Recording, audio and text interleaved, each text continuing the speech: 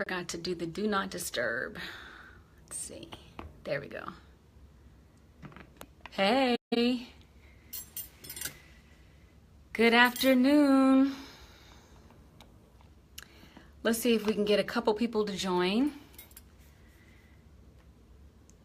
Hey everybody, happy lunchtime.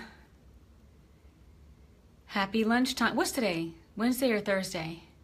Today's Thursday. Happy Thursday and happy lunchtime to you. So this lunchtime live video is not under any umbrella, of any TV show. I was doing the Live Free TV with Noni last year. It's not under any of that umbrella. It's not really anything. It's just really to have a conversation. And clearly I'm somewhere stationary in the middle of the day. I just took my animal out to my little dog to go to the bathroom. And, I ate breakfast late. I exercised this morning. I did some reading. And I'm not telling you all that just for no reason. I'm telling you all that because the activities that I do during the day fall in line with being an entrepreneur, okay? So I wanted to talk to you all about the pros and cons of being an entrepreneur. But I also want you to participate, and I'm hoping that I'm catching people, if you have a job, I'm hoping I'm catching you on your lunch break. And if you're an entrepreneur, I'm hoping I'm catching you between meetings or on your lunch break as well. So whatever I'm talking about, if you guys agree or disagree, tell me, chime in. If you have questions, chime in. Now, I'm not presenting myself as the expert entrepreneur. I have not even been a full-time entrepreneur for a very long time.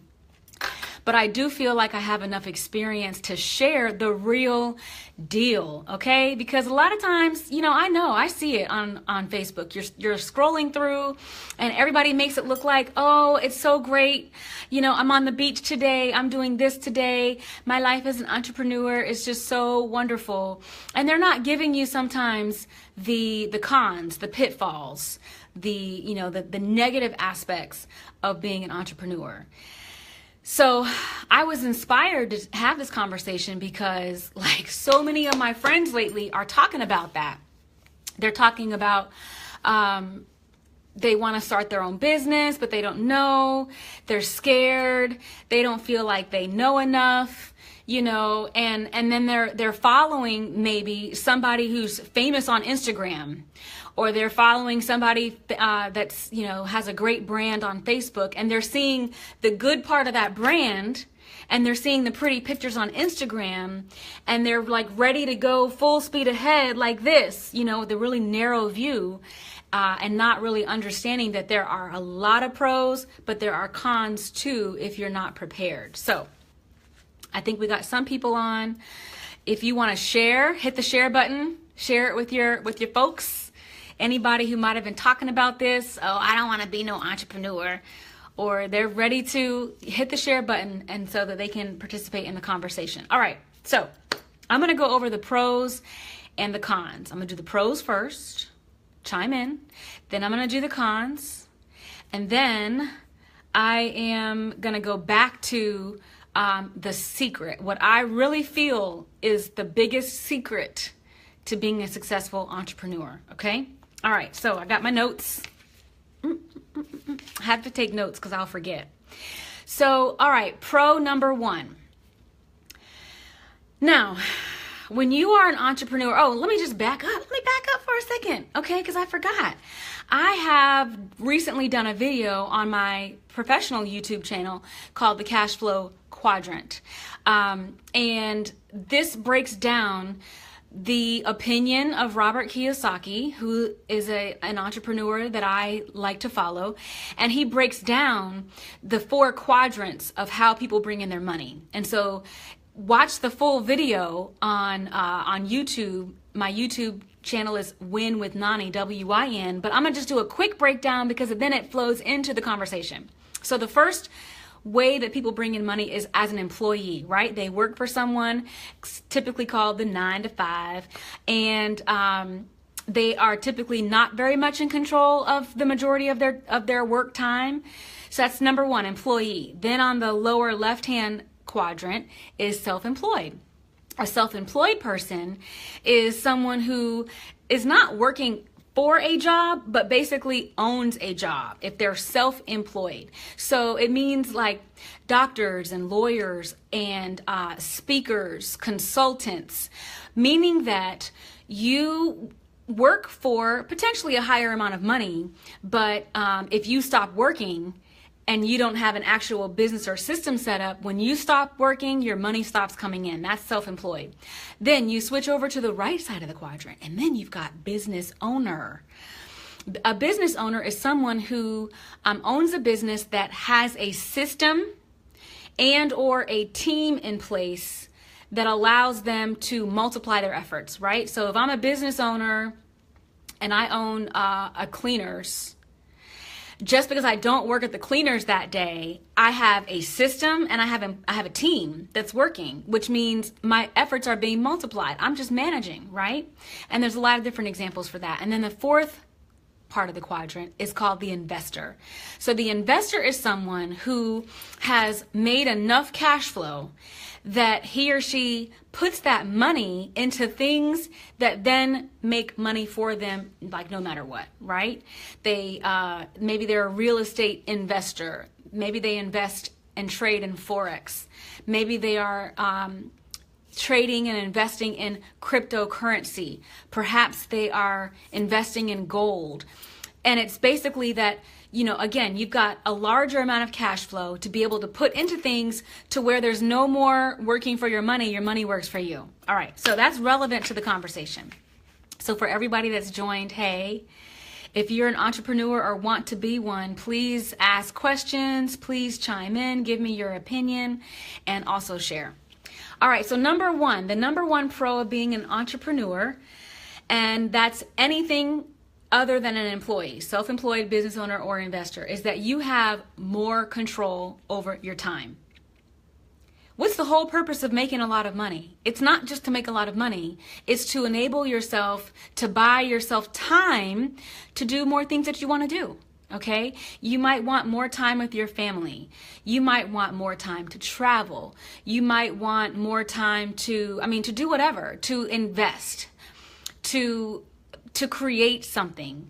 But the higher and higher you get on that level, from employee going up to investor, you actually gain a higher percentage or a larger amount of control over your time. Number two, when you're an entrepreneur, depending upon what level you're at, you have an increased opportunity to make more money. So let me give you a great example. A consultant. Where does the consultant fall on the quadrant? A consultant is usually self-employed unless he or she has built a firm and has multiple offices and teams. But as a solo consultant, the work you can do as a consultant might be the same work that an employee is doing, but because of your level of expertise, your level of experience, and the fact that they don't have to cover your overhead, you get to charge a lot more. Sometimes if you're just looking at work to work, you get to charge a lot more for doing that. So you have an increased opportunity to make a larger amount of money. Now, of course, depending upon your lack of systems or your systems, also depends on how much money you make, right? Right. Excuse me. All right, so what happens when you are an employee that works 40, 50, 60 hours a week? You typically have the network that you associate with at work. If you do have some outside family activities, you've got those things, right? But when you are an entrepreneur, you have an increased opportunity to network with more people and with different kinds of people, because you are going to be out and about. You're going to have meetings. You're going to be working on different projects. So you increase that opportunity to build your network. It's really one of the top advantages that I consider in terms of being an entrepreneur.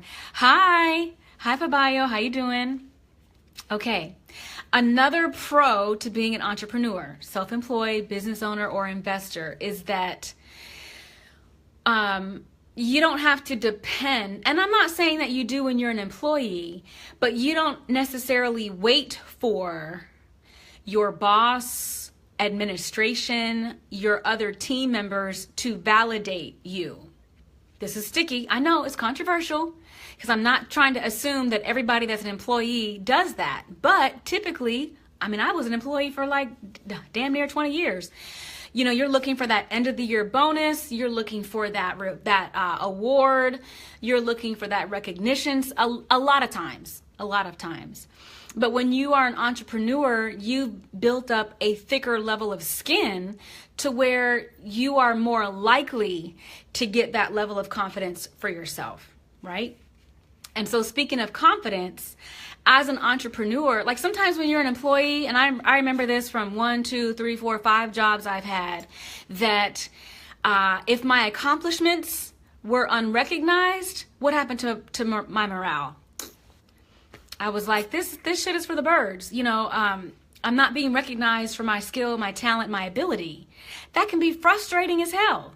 So many times when you have accomplished something and you've built that thicker skin as an entrepreneur, you're not waiting for that. You're not waiting for the recognition. And, you know, you just grow in your level of confidence each time you accomplish something, right? Okay, so who's with me so far? Who agrees with what I'm saying? Who disagrees? Who has something to say? And again, I ain't the expert of entrepreneurs, but I have, at this moment, I'm delved into 3 of the 4 I am involved in 3 quadrants of that cash flow quadrant, all 3 which happen to be qualified as an entrepreneur. Okay, so I am self-employed, building a business, and an investor right now. So I'm not the expert, but I'm just saying I got a little bit of experience, right? I want to become the expert though. All right, let's talk about the cons. Here's the con. Woo! The cons of being an entrepreneur, right? The things that you're not going to see on Instagram, the things that you're not going to see on the Facebook branding pages, you know, unless you found somebody who's really being honest with you. Okay. If you have not, if you are getting ready to, let's just say this right off the bat, do not quit your job cold turkey to become an entrepreneur if you don't have some of your shit set up. Okay? Do not do that unless you've got a plan, unless you know what you're getting ready to do. Why do I say that? Because a lot of times people are so into wanting to be an entrepreneur that they're living in fantasy land. They're in la la land. Oh my God, I'm going to be an entrepreneur and I'm going to just, I'm going to be like Oprah right away. I'm going to make millions of dollars next year. Not to say that I haven't been there. I've been in fantasy land before. But the perception sometimes, due to your frustration as an employee, it can increase that level of fantasy land about what being an entrepreneur is. And so that's why I say, don't ever quit your job first without preparing for the things that I'm talking about now on the con side, okay? Do not do that. If you go and tell anybody that I said quit your job, I'm going to come get you. So one of the cons is like, just this fantasy land, this like fairy tale perception that it's just all roses. I'm going to be free. I'm going to work at home in my pajamas. How many times do you hear people say that? I just want to work at home in my pajamas. No, you don't. Not every day. You don't. Okay, so here's con number 2. Especially when you are like a self-employed solo person, speaker, consultant, author, maybe a real estate agent if you don't have your own firm, any other type of agent if you don't have your firm or your team. Many times if you're working from home, right? People talk about, I want to work from home, I want to work from home. When you're at home, and especially when you got a personality like me, I like to talk, I like to meet new people, I just like being out. And what I've noticed about me is if I'm at home for more than 2 days in a row, By that third day, I am frustrated. I'm almost like I have a slight depression because I haven't interacted with anybody besides my kids and the dog or somebody on the phone. That's pitiful. So if you're looking for the kind of profession that you want to work from home, but you are actually an outgoing person, you enjoy, just even something as simple as driving, you want to go to that networking event every once in a while, that's a con, because you're going to, you could end up really actually getting lonely. You could, if you're not prepared for it. All right, con number 3. Whew. This is one area that in the last couple of months I have had to work on. But again, shiny Instagram and shiny Facebook and shiny LinkedIn don't show you this side. Minimizing distractions. If you don't know how to minimize distractions in your life, your output and therefore your input of money is not going to be what you want it to be. Okay, and why? So let me tell you. Minimizing distractions, right? When you're at home and you don't have a meeting, someone's not over your shoulder like, you got to get this done by 4 o'clock. It's just you. You're depending upon only your brain and your will to get the project done, to meet the deadline, to make the phone calls. But there's nobody around you sometimes, even if you're in Starbucks, you got your headphones in, you're working. If every time that phone goes off, ding, text message, ding, Facebook notification, ding, somebody's calling, and then you get stuck on the phone for an hour, or, oh, I'm at home, I need to wash those clothes. I'm an entrepreneur, so I can wash the clothes in the middle of the day. Oh, I'm at home as an entrepreneur for the day. Let me take care of the weeds, the broken faucet, the this and the that. Those are all distractions. Okay, if you have not set up your own system for how you're going to work, then it's going to be to your detriment, which means that your wallet is going to get smaller and smaller. So let me tell you some examples of how I've had to minimize distractions because I saw that it was affecting my money. I now have an app that tracks the amount of time I'm on my phone and which apps. I mean, it's on iPhone, but I have an app that does it even better. I think it's called Moment. I have an app where I track what I eat, how much water I drink, and how much exercise I get. Because I noticed that in the beginning when I first started tracking, I wasn't eating very well, I wasn't exercising the way that I like to exercise, and not getting enough rest. Rest gets tracked too. So without tracking those things, it's hard to see in front of your face what are your true distractions. Whether it be the phone, getting up to do things, going out to go to the store for no reason at all, over-scheduling meetings, those are distractions as well. And also how many times you're getting up to snack and eat and everything.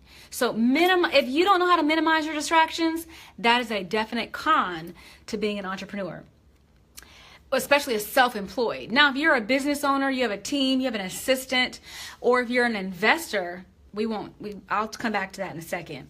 But as a self-employed entrepreneur, big one. All right.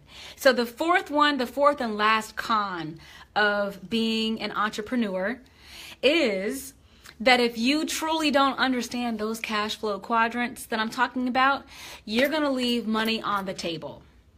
Okay? If you decide that you are only going to want to understand what it's like to be just strictly self-employed, right? Self-employed, solo self-employed. And you say, that's it, I'm going to end up being super rich and super wealthy just from that. It's possible. It is possible.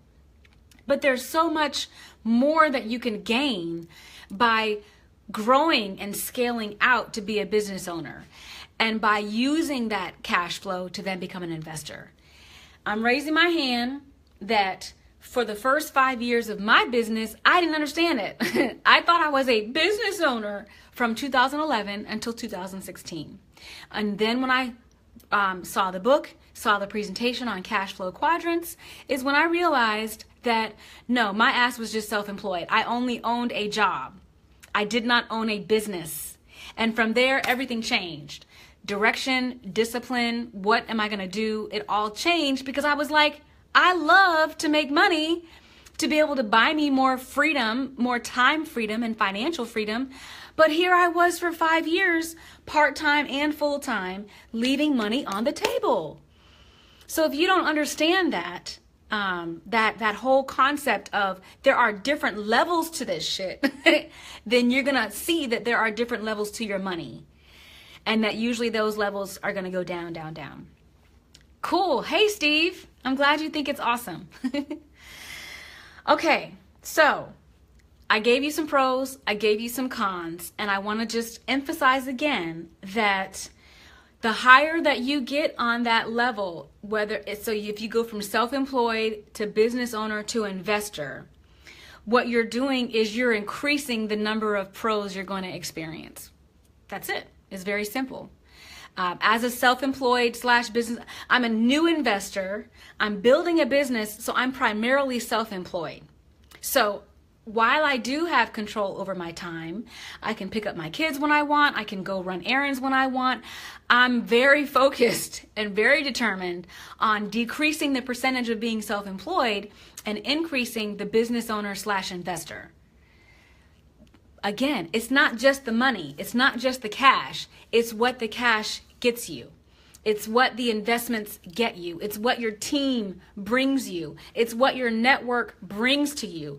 That network, the team, the business, the cash, the investments expand your life so that you can do more of what you're supposed to do.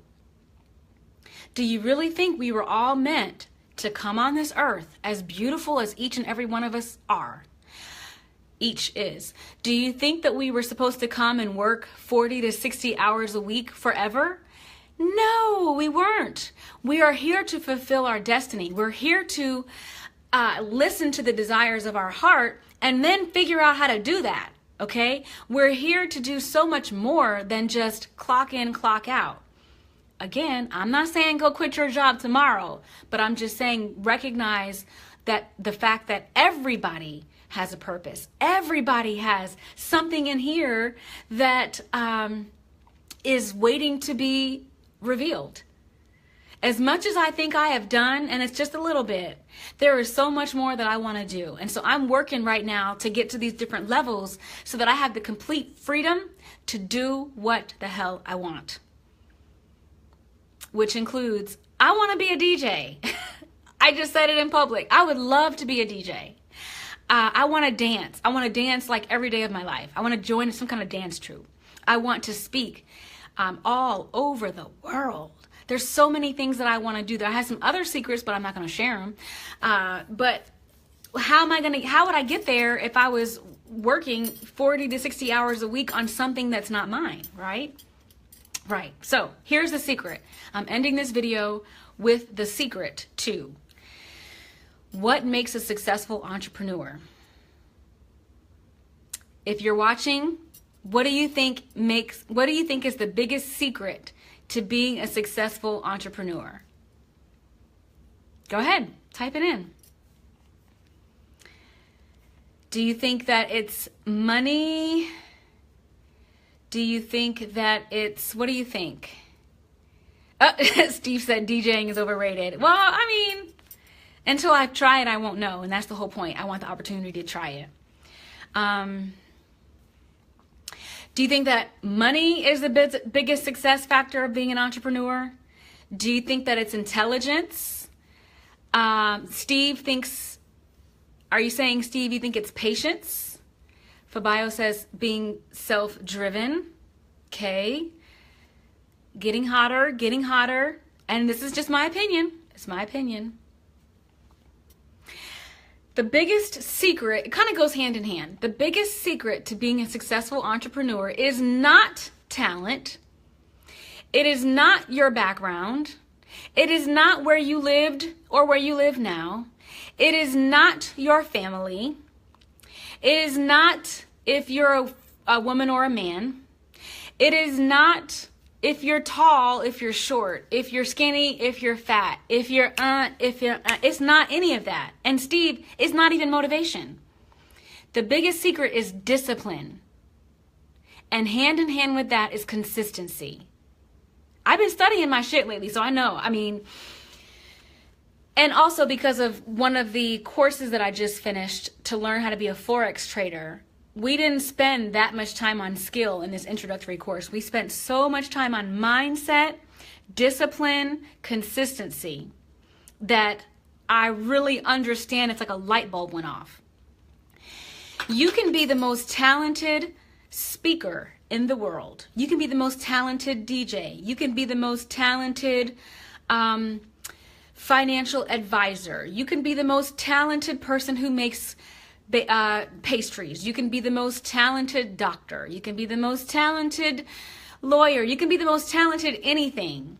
But without the discipline and consistency to feed that, without that discipline and consistency to feed that, you're not going to be the greatest.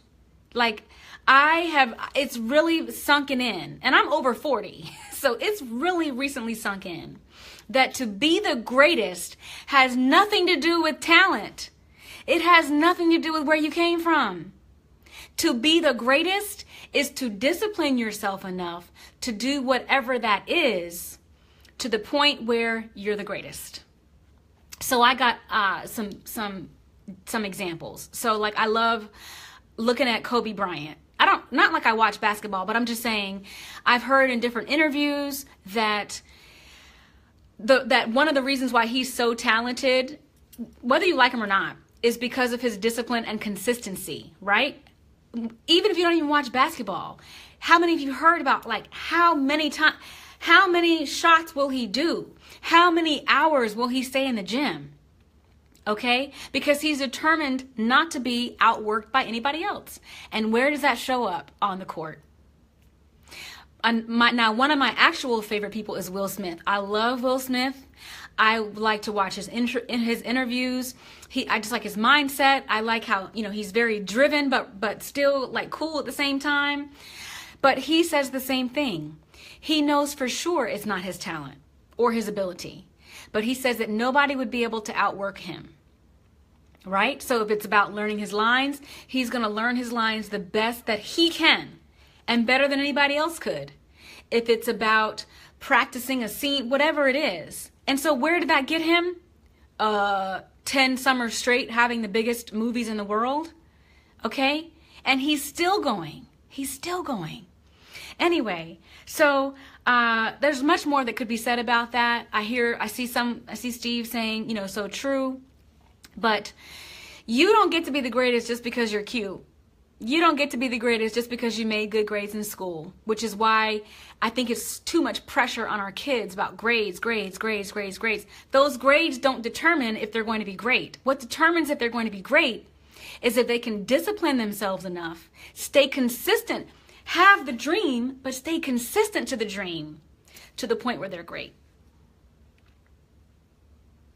So that's it. Lunchtime is over. Although some of you may catch it later. It might be dinner time, might be on your drive home. It might be in the morning when you're working out. But I hope this was helpful. And go ahead and check out my video on my YouTube channel, Win with Noni, W-I-N with Noni, where I totally broke down and described all those different quadrants of the of Robert Kiyosaki's cash flow quadrant. Okay?